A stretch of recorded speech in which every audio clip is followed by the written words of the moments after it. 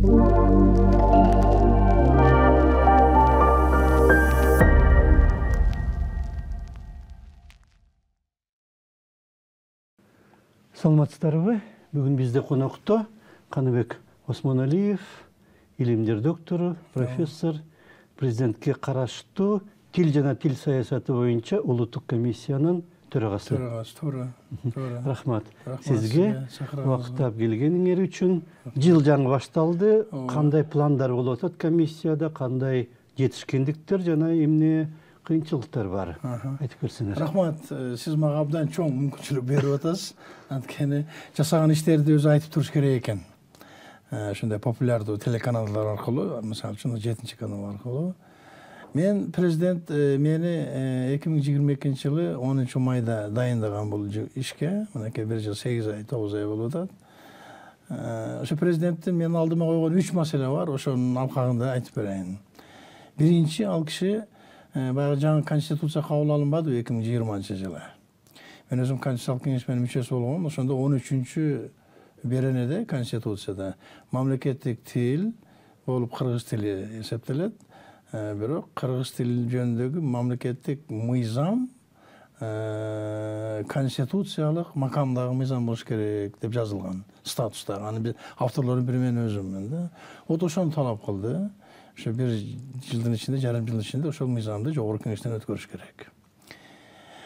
Bunun özünün aldın ala tarixi var. Özünüz yaxşı bilesiniz. 1989-жылы Советтер Союзунун учурунда эле 20 сентябрда мамлекеттик тил кыргыз тили болот деп мыйзам кабыл алынган.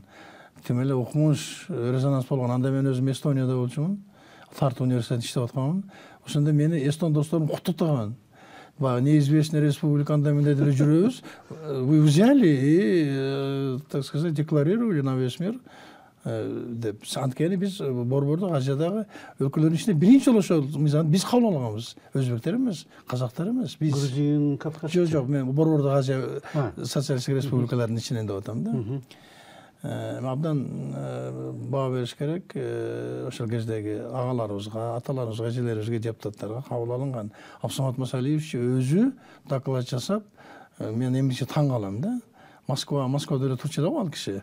Ошондо кандайдыр бир эркиндик берилген экен да. Андан кийин казак туугандар кабыл алышты 90-жылы, 91-жылы өзбек туугандар кабыл алышты. Анан ошол мыйзам мына быйыл 35 жыл болуп атат. Ошол мыйзам кабыл алынганда. Бирок мыйзам эмнегедир өзүн мындай бир мажбурөө болуп эле жакшы иштей албай калды да. Ошонун себебин изилдедим мен президент тапшырма бергенден кийинчи. Себеби мындай да. Эми мамлекет тили менен кошо конституциябызда орус тили расмий тил деп да кошо кабыл алып атат, экөөнү жарыштырып койдук да. Анан 2000-жылы орус тили жөнүндө мыйзам кабыл алынган, расмий тил жөнүндө мыйзам. 14-15 эле беренеси бар, бирок кабыл алынган да, анан экөөнү баягындай бир эрегиштирип койгондой болуп калды да. Анан ошондогу мыйзамда, 89-мыйзамда, жылдагы мыйзамда муниципалдык жана мамлекеттик кызматкер мамлекеттик тилди же расмий тилди билиш керек деген норма бар да. Же десе, же деген байламда болуп калып атат. Филологиялык байламда өзү эле баягы тилдин тагдырын чечип коюп атат да. Мен эмнени бузуп атам? Мен орус тили менен сүйлөп атам, орусча жазып атам деген эме болду. Ал турсун расмий документтерди жасоодо дагы ошону жазып коюшкан. Же деген байламтан кошуп коюшкан. Мамлекеттик же расмий тилде даярдалат. Анан эки тилде жарыя болот. Ошону байкадык биринчиден. Мыйзамды академиктер жазышкан экен, мага чейин даяр болуп калган экен 60-70%. Биз анын кондициясына жеткирдик дагы былтыр. Ошо 18 январда биринчи окууда каралды, 23 мартта экинчи окууда каралды, 31 майда үчүнчү окууда каралды. Регламент бузулган жок, анткени бул абдан аяр мамиле кыла турган мыйзам. Бирок абдан катуу каршылык болду. Мен буну ачыгын айтып коюшум керек. Кээ бир депутаттар тарабынан, кээ бир саясий топтор тарабынан ошо же деген байламтан алып койгон го биринчиден. Экинчиден бардык тармактарды өзүнчө берене кылып жаздырып чыктым. Транспортто кандай болуш керек, саламат сактоо системасында, окуу системасында. Бул жерде мен ошол 3 беренени эле кыскача комментарий кылып койгум келип атат да, сиздин баягы сурооңузга ылайыктап. 5-беренеде munisipalдык жана мамлекеттик кызматкерлер мамлекеттик тилди билүүгө милдеттүү. Болду. Так башка эч кандай альтернативдик байгандай талап жок. 10-чу берене Кыргыз Республикасында расмий документтер мамлекеттик тилде жазылат. Экинчи сүйлөмдө мыйзам чегинде зарыл болгон учурда расмий тилге которулат деп жаздык дагы. Анан кийин эң кызыктуусу ошол документтер эки тилде жарыяланат деп койдук. Кыргыз жана орус тилинде. 32-нчи берене бул эң ушу татаал берене ушул болду. 32-нчи беренеде Кыргызстандагы жоопкерчиликтүү кызмат иштеген адамдардын тизмеси берилди. Мисалы биринчи пунктунда президенттин өзүнөн баштап, мен жөнөкөй тил менен түшүндүрүп атам. Президенттин өзүнөн баштап айыл өкмөтүнүн катарда кызматкерине чейин мамлекеттик тилди билүүгө милдеттүү. Ошол эмеге кетип атат, тизме кетип атат. Экинчи эмеде пунктунда жогорку кеңештин жана жергиликтүү кеңештин депутаттары кирди тизмеге. 3-чү пункт менен улуттук банктын системасы кирди толугу менен. 4-чү эмесинде борбордук шайлоо комиссиясы. Андан кийин күч структуралары бардыгы министрлик, өзгөчө кырдаалдар, берки атайын кызматтар бардыгы. Андан кийин ошондо кетип атат.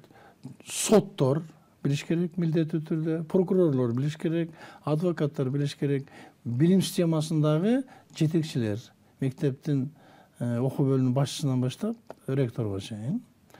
Эмеде саламаттык сактоо системасында дагы башкы врач, бөлүм башчылары билиш керек деген нормалардын баары кирди, өттү.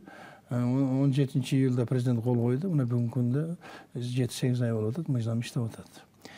Эми дароо эле жорго салыш менен иштеп кетти деп айта албайм. Анткени бизде ушундай бир катуу стереотип пайда болуп калыптыр. Мен сизге ушундай бир статистиканы кетиргим келип атат. Мына мен 2022-жылы Кыргызстанды кыдырып 50-ге жакын иш-чара уюштурдук. Семинар уюштурдук, мониторинг кылдык, аларды барып өздөрүнө тааныштырып, жаман жакшы сөздөрдү айттык. А 23-жылы 100ден ашуун болду. 117 деп айтып атышат мага. Эми 365 күн болсо 3төн 1 күн ошону эме кылдык. 3 күн сайын. 3 күн сайын, то есть эмелерди өткөрүп аттык, иш-чараларды. Бул жерде жөнөкөй айыл өкмөттөрүнөн баштап бардык областтардын боролорунда болдук, акимчиликтерде болду, анан министрликтерде болду. Кээ бир министрликтерде 2-3 жолунан болдук. Бирок жылыш бар. Мен ойлогомун да, мынакей мыйзам даяр болду. Мага ар кээ бир беренелерине жоолорду да даярдатып койдум, бирок ал беки элек. Эми жоо да керек, подзаконный акты керек болуп атат да. Ошол эле 32-чи беренеге, ошол эле 10-чу беренеге, 5-чи беренеге. Анан көрсөткүчтөрдү мына сизге келердин алдында дагы бир чара өзүмчө карап чыксам, министрликтер менен ведомстволордун 50%-на жакыны дагы эле кыргыз тилиндеги иш кагаздарды 50%-га жеткире алышпайптыр. 22%, 33%, 37%.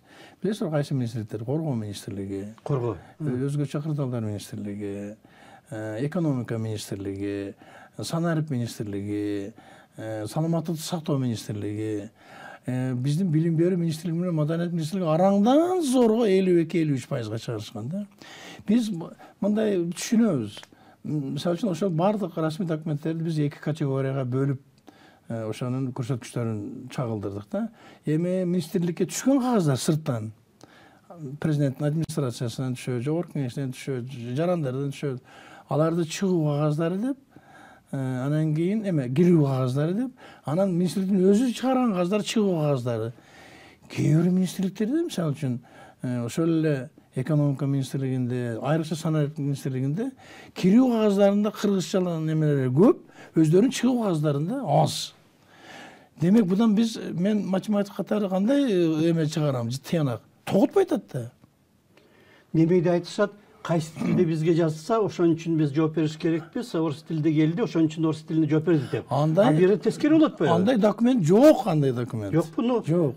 Болбосо да ошонун Эми шылтоо албай болуш. стереотип болуп калган да. Мисалы үчүн чаткалга орусча жазса, албай куштар бир да орус калбаптыр чаткалда. Мен жайында бардым. Бир да орус калбаптыр. Акимчилигинде эчне калган. Эми балким чөнөкөй мектептерде мугалимдер бардыр, эми орус тилинде сабак берген башка улуттар. Ошолорду эме кылып, орусча жазгандар бар экен да, жооп бергендер. Эмне үчүн? Мен айттым, кыргыз тилинде жаза бербейсиңерби? Эч кандай силерди мажбурлаган, эч кандай баягы директивалык эмелер жок документтер десем, кээ бир учурларды кайтарып атышат дейт, орусча жазып бергиле деп. Анткени ушул министрликте отурган, администрацияда отургандар кыргызча жаза алышпайт да, түшүнүшпөйт өздөрү. Мына көрдүңүзбү, баягы жалпылап, жыйнактап келгенде, обобщать этип деп кой, орусча айтайынчы атайлап, келгенде кыйналып калышат экен да. Эми bunun ушуну тартуунун механизми эмне? Эми адамзат буну бир эле сынак ойлоп тапканда, туурабы? Диктант жаздырыш керек, жат жазуу, же экзамен алыш керек, мамлекеттик кызматкерден, муниципалдык кызматкер, аны бюджеттин акчасы менен иштеп атпайбы? Же тесттен өткөрүш керек. Ошо биз тестти эми мыйзамга киргиздирдик. 31-37 статья кылып, кыргыз тест деген өзүнчө мекеме бар бизде. Бизге карайт, бирок мен ачык эле айтып коеюн, ал бизге караганы деле туура эмес экен да, кыргыз тестинчи. Мен эми баягы эгоист жетекчи катары өзүмө каратып алып отурсам болот. Бирок биз экөөбүз бири бирибизге жолтоо болуп атабыз да. Мен саясат жүргүзүп атам, алар текшерип атышат, контроль кылып атышат. А бирок мен кээде эметип коюшум мүмкүн да. Басым кылып коюшум мүмкүн да. Себеби мени басым кылышат жогору жактан. Ошон үчүн кыргыз тести менимче түз эле президенттин өзүнө каратып коюш керек го дейм. Казактар билим берүү министрлигинен алып президентке каратып коюшуптур, казак туугандар. Алар бирок баягы 10 классты, 11 классты бүткөн бүтүрүүчүлөрдүн единый национальный тестирование деген проектси бар го, долбоор. Ошону кошуп коюшкан да. Биздин баягы ОРТни кошуп коюшкан. Эми билем баягы ар ким өзүнүн табитине жараша дегендей. Азыр ошол 32-нчи берене көбүнүн көкөйүнө көк таштай тийип атат да, айрыкча министрликтерге. Депутаттардан 9 депутат тапшырды кече. Эми бар деңгээлдер бар да. А1, А2, Б1, Б2, С1 деген. 2019-жылы эч кандай даярдыгы жок туруп эле өкмөт токтом чыгарып коюптур. 2021-жылдан баштап бардык муниципалдык мамлекеттик кызматкерлер Б2 деңгээлин билиш керек. Мен статистиканы көтөрдүм. Эми биз ушундай орукчан кишилербиз, физик, математиктер. Көтөрсөм, билесизби канча киши, канча процент тапшырыптыр Б2-ни? Бардыгына 17%. Калгандар колап калышкан. Мен өзүм С1 тапшырдым. С1 тапшырдым. 86%. 86,3%. Ушунчалык көнүп калган, мындай адат болуп калган, кыргыз тили кереги жок болуп калган бир кезде. Анан ошол адат уланып баратат. Уланып баратат. Ар кандай шылтоо менен мен өзүм депутат болгондо дагы мен өзүм баягы руку приложил, как говорится. Мен аны комитеттин башчысы эмес белем. Болуптур да, биз 3 жыл эме бергенбиз. Эсиңиздеби, бир резонанс болгон. Анда сиз да телевидение иштейт болчусуз. 3 жылдын ичинде деп. Каякта? Эми кече мыйзам кабыл алынгандан кийин 3 жыл берилет атпайбы? Баш аягы 35 жыл өтүп атпайбы? Англия, Европага, Америкага же Израилге кетем дегендер идишти 3 айда жарым жыл деп коелу. Жарым жылда үйрөнүп алып сүйлөп кетет. Ооба, сүйлөп кетет. Болгон акчаны төлөйт. А биякта ушул Кыргызстанда төрөлүп, ушул жерде жашап аткан адамдар билбейт. Дагы анысыз келгенсип 10 жыл мектепте кыргыз тилин бекер окуп атат да. Туурабы? Мугалим айлык алып окутту. Эки сөзүн башын бириктирип сүйлөй албай чыгып атат да. Анан бир нерсе деп айтса эле, укугубузду бузуп атат деп, анын үстүнө мына Москвадан дагы кээде эме кетип атпайбы жанагы. Эсиңиздеби, жайында президентибиз муну мыйзамга кол коюп, бир жумадан кийин Сергей Лавров жөн эле бизнесмендердин чогулушунда деле кыргыз достор бизди демократиялык эмес жол менен кетишти, биздин айтканыбызды угушкан жок деп айтты го. Биз антип минтип жооп даярдагыча президент шак этесине биздин Садыр Нуркулович өзү жооп берип койду. Абдан жакшы кылды да. Ал киши экелерин сөздү айтты. Биринчиден мыйзамды жакшылап окуш керек деди. Бул эми абдан катуу эмес жооп да, туурабы? Экинчиден, ошол эле мыйзамдын экинчи беренесинде орус тили расмий тил статусун алып отурат деп койду. Boldu ошо менен тынчышты. Эми бул жерде багыл оюнчулар көптөн Башкача жеткирет. Башкача жеткирет. Анан мен да кийин ойлодум эле, бул эмне үчүн эмелердин, бизнесмендердин ошол эмесинде чогулушунда айтты деп. А көрсө, ошол биздин бизнесмендерден түшкөн экен. Эмен арызданын бардыгычы. Биздин мына бизнесибиз орус тилинде болсо жакшы болот эле, англис тилинде жакшы болот эле, кыргыз тилинде рекламаны кылууга дагы мындай тар болуп калат экен, андай деген нерсе. То есть өзүнүн меркантилдик жеке кызыкчылыгын биздин мамлекет тилден жогору коюп атат да. Анын арасында биздин кыргыздар да бар. Жаран эле башка улуттар эмес, Кыргызстан. Кыргыздар басымдуулук кылышат. Мектепте жанагы институтта окуганда орусча окуган, орус окуу китептерин колдонгон, аны ошол бир шаблон болуп калган, ошону менен ойлонот, ошентип сүйлөйт. Компьютерде да ошону толтуруп алган шаблон кылып, даяр жоопторду суруп чыгып эле бере берет да. Менен мамлекеттик кызматкерлерди айтып атам. Анын үстүнө интернет орусча маалымат көп. Негизинен. Бир нерсени табайын десе орусча издейт, орусча чыгат. Ошону башын ортуп эмне кылат, ошо боюнча жиберип атат да. Анан мына сентябрда чоң бир конференция өткөрбөдүңөрбү? Форум. Тюркология боюнча. Ошондо Шеримкулов чыгып сүйлөгөндө жакшы сүйлөп. Абдан жакшы айтты. Айтты ушул беткел боюнча. Биз оюнду тототолу деди да. Негизги критерий болгон иш кагаздардын кыргыз тилинде жазылышын биринчи орунга коелу деп эле айтты ачык эле. Менин бул жасап аткан ишим баары ошо менен байланыштуу азыр. Ошо менен байланыштуу. Бирок кээ бир министрликтер бар. Жакшы эмени көрсөтүп атат. Мен каржы министри, финанс министрине таң калдым. Финанс министрлигинин ошол көрсөткүчү 22% болчу 22-жылы. Анан эле 23-жылы 83%, 84% болду да. Анан бирок бир жерде бир эмеси бар экен мунун. Алар бизге эмени бериптир, өздөрүнөн чыгарган документтерди бериптир да. Жарымын. А кирген документтер менен баягындай эме болуп атпайбы? Бирок ам чынында эле ошо чыгарган документтер менен деле критерий кылыш керек окшойт. Мен азыр биздин кызматкерлерге кошумча тапшырма берип атам. Ар бир министрлик бизге чыгарган документтерин берсинчи. Ошондо эле баягы эме болот да. Кантип иштеп атканын көрүнөт. Кантип иштеп атканын, ким иштеп атканын көрүнөт. Кайсы документ менен келгени баары бир. Анын үчүн биз президенттин администрациясын да ошол көрсөткүчүн жарыя кылышыбыз керек. Жогорку кеңештин аппаратынын да ошол көрсөткүчүн жарыя кылышыбыз керек.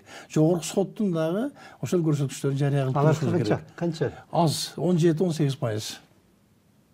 Үлгү да бул. Эми азыр президенттин администрациясы кече 40%га жакын берди. Бирок биз баары мониторинг этип атабыз мына. Көрүшүбүз керек, өз көрүшүбүз керек. Мен эң негизин айтпай калыпмын. Президенттин жарлыгы менен 3 жыл мурун Infodux программасы кирген.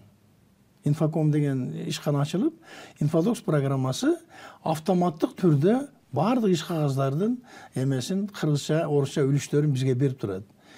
Ар бир министр эртең менен жумушка келип, кнопканы басып компьютеринен көрөт.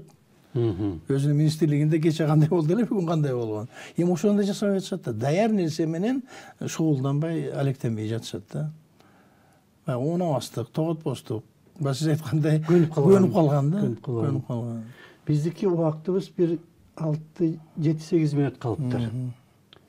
Жасалма интеллект кирип атат. Өзбекстанда жазалы элекпи? Мындай да, жасалма интеллекти биринчи жолу Европа, Япония, Америка Кошмо Штаттары жасап коюшту. Өздөрүнүн тил корпустарын жасашты. Мисалы англис тилинде 6 миллиард сөздү алар киргизип алышты. Амоним, синоним, антонимдеринен бери. Немистер 4 миллиард, орустар 2 миллиард. Башкалар жасап атышат. Бул тил корпусу деп коебуз, лингвистикалык тил корпусу деп коебуз. Жоксо лингвистикалык корпус деген туурараак болсо керек. Анан ошого жасалма интеллектти эметип атышат да, кошуп атышат. Баягы Американын Siri деген программасы, орустардын Алиса программасы кадимкидей иштеп атат. Жашоонун баардык эмесин жасап атат. Ошол корпусту пайдаланат да. Ошол корпусту пайдаланат да. Анан мен келгенге чейин биз да баштаган экенбиз мунучу. Бирок дагы эле баягы баштап коюп таштап койгонбуз да. Баштап алып таштап койгонбуз да.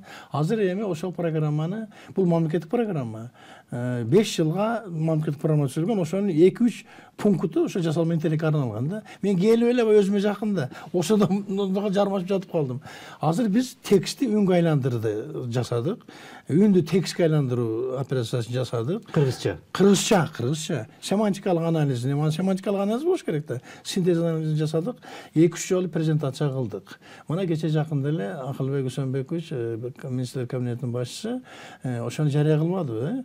Мына бул УТРКнын Кыргыз радиосуна же биринчи радиону болуш керек. Эксперимент түрүндө жаңылыктарды жасалма интеллект өзү башкарып окуп берди. 3-4 мүнөт.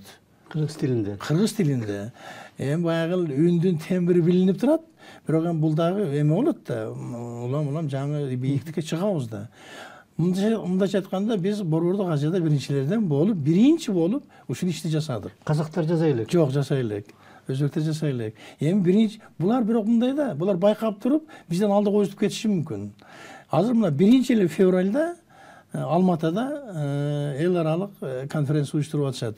Болгондо дагы министрлер, кабинеттин башчылары, премьер-министрлер катыша турган. Биздин Акылбек Үсөнбекович да катышат. Анда керектүү эмелердин материалдарын баарын биз даярдап берип жатабыз. Биз албетте өзүбүздүн улуттук комиссиянын эч кандай эмеси жетпейт, ал бизде менде адистер деле жок. Бирок биз субподрядчы катары биздин Бишкекте орун алган жаш балдардын Улутсофт деген жеке фирмасын акча төлөп ошолорду иштеттик. Ошол 6 жылдан бери болуп аптыр да, аякбай болуп 42 миллион сом акча, бюджеттин акчасы кетти да, мен жогоруда айткан 4 эмеге. Бул жагынан абдан жакшы. Былтыр ушу эмет жалынып атып, керек болсо жакынлашып атып, 15 миллион сомго суперкомпьютер саттырып алдык, америкалык өндүрүштөгү суперкомпьютер.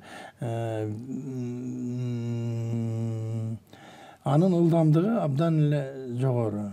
1 секундада 10-15 даражасы операция жасайт да. Мында компьютер жок. Азыр эме министрлик, санариптик министрлик экөөнү алып атышат. Биз муну Кыргыз Телекомго жайгаштырганбыз. Ошол баягы жасалма интеллекттин үндү тигени айландыруу же тескери семантика анализдин баардыгын ошол компьютер жасады да. Буюрса мен да ошол демилге көтөрүп атам. Мамлекеттик катчыга кирип чыктык, президентке жеткирилди. Ошол июндун аягында, 27 июнга деп атабыз, 1-2 университеттин жардамы менен негизи демилгечи биз болобуз. Эл аралык жасалма интеллект жана тил деген конференция уюштуруп атабыз биз дагы. Себеби биз өзүбүздүн эле согубузда кайнай бербешибиз керек да. Бул эми баягы жалпы адамзатканын олжосу да бул эми. Бирок азыр жасалма интеллект абдан катуу кетип атат. Korkunçta түзүлөт деп атат. Коркунучта түзүлөт деп атат. Бирок коркунучту адам өзү түзөт да. Биз экөөбүз баягы убагында атом бомбасын жасап, суутек бомбасын жасап, коркунучтардын баарын өзүбүз күчөтүп алганбыз да. Эч болот дегенде эмелерге, саясатчыларга тартылып жибердик да, туурабы? Эми ошондой эле болот бул делечи. Жана жардамчы, орусча Алиса, кыргызча эмне болот? Эми Акылай деп сунуш кылып атышат. Өзү студент балдар, ошо жаш Улутсофтун балдары мага жакты. Акылай болобу, Акылбек болобу иши кылып, ошол Акылай бүгүн аба ырайы кандай? Акылай, мисалы үчүн Түгөлбай Сыдыкбековдун биздин замандын кишилерин окуп берчи мага, же болбосо Манастын, Саякбайдын вариантын окуп берчи десе, сааттап окуп берет. Мен зрением начар болуп калышы мүмкүн, өзүм окуй албай калышым мүмкүн. Ошол нерселер. Докладдар жазып берип атабы? Докладдар жазып берет. Мен сизге мындай деп айтам, бул фантастика болуп көрүнүшү. Мисалы үчүн депутат сүйлөп атат трибунада. Сүйлөп атат, 5 мүнөт сүйлөдү. Ордуна барып отургуча анын сүйлөгөнүн кагазга түшүрүп коет да. Акылай. Текстти. Жосо тескерисинче, текстти үнгө айландырып, кече радиода айткандай кылып айтып берет. Абдан жакшы. Буну биз кыргыз тилинде сүйлөтүшүбүз керек да. Казакстан менен Өзбекстан башта жаза элек, бирок алардын каражаты көп болсо, каражаты көп. Мен каражаты да көп, алардын адамдык ресурсу да көп. Билебиз да эми. Анан кийинки жылдарда байкап атасызбы? Мен интернетке көп отурушка туура келип атат.